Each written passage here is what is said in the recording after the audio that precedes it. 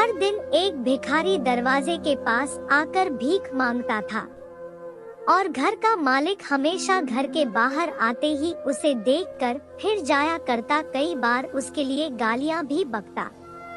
वो कहता, तू जिंदा ही क्यों है? पूरी जिंदगी ऐसे ही भीख मांगेगा क्या?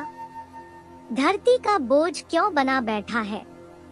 और कभी कभी उस भिखारी को गुस्से में वह धक्का भी मार दिया करता। इतना कुछ हो जाने के बावजूद अधिकारी के मुंह से सिर्फ यही निकलता कि भगवान भगवान तुम्हारे पापों को माफ करे। एक बार सेठ को धंधे में बड़ा नुकसान होने की खबर मिली। सेठ बहुत परेशान था कि तभी उसके दरवाजे पर वही भिखारी आया। गुस्से में अपना आपा खोते हुए सेठ ने उस भिखारी को पत्थर दे मारा। पत्थर लगने के कारण भिखारी का सर फूट गया और उसके सर से खून बहने लगा। फिर भी दर्द से कराहते हुए भिखारी ने इतना ही कहा, भगवान तुम्हारे पापा को माफ करे।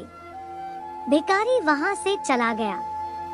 सेठ सोच में पड़ गए। भिखारी को पत्थर मारा, फिर भी उसने सिर्फ प्रार्थना की। सेठ का गुस्सा शांत हुआ।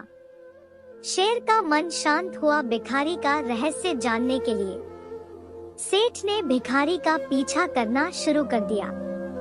भिखारी जहाँ जहाँ जाता सेठ उसके पीछे जाता। सेठ ने देखा कि कोई उसको खाना देता, कोई उसको मारता, कोई अपमानित करता तो कोई गाली देता।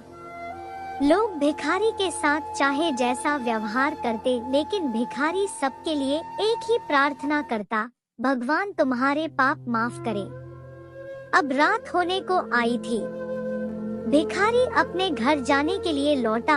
वो अपने घर पहुंच गया, लेकिन सेठ अब भी उसका पीछा कर ही रहा था। एक पुरानी टूटी हुई खटिया पर एक बूढ़ी औरत लेटी हुई थी। काफी कमजोर और बीमार लग रही थी। वह भिखारी की पत्नी थी।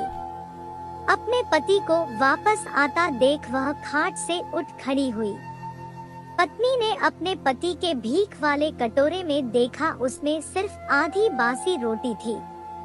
उसे देखकर वह बोली, आज बस इतना ही मिला? और हाँ, आपके सिर से खून निकल रहा है, ये चोट कैसे लगी? बूढ़ा भिखारी बोला, आज बस इतना ही मिला, किसी ने कुछ दिया ही नहीं। सबने गालियां दी और एक नए पत्थर भी फेंकना, इसीलिए मेरा सर फट गया।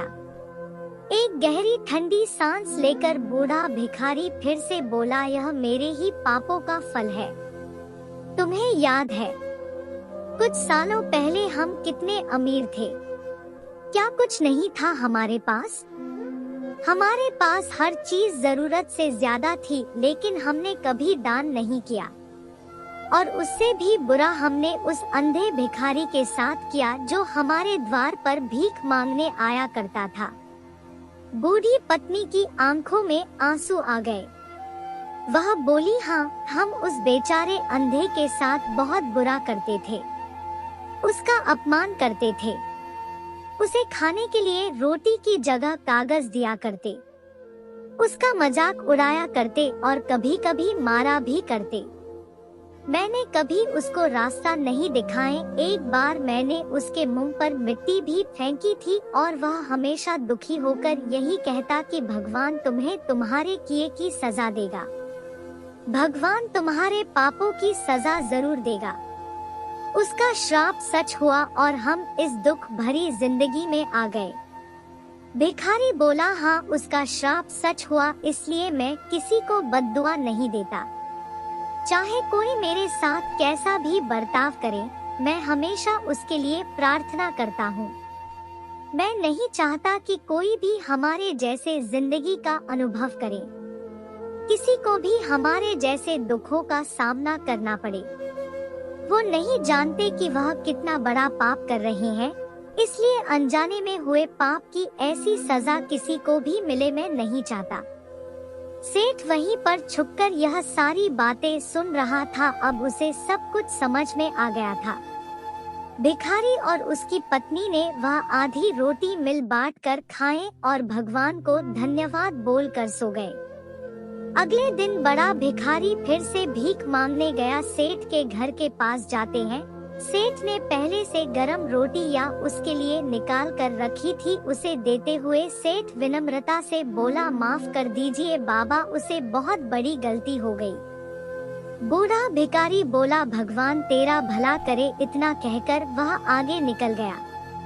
इस कहानी से जो सीख लेने लायक है वह बड़ी ही सिंपल है कि आदमी चाहे किसी के बारे में बुरा कहे या भला करे, लेकिन भगवान सिर्फ कर्म के हिसाब से उसको फल देता है। क्या हुआ अगर भगवान नहीं दिखता है, लेकिन यह बात बिल्कुल सच है, उसके खाते में सबका हिसाब बहुत बहुत पक्का होता है।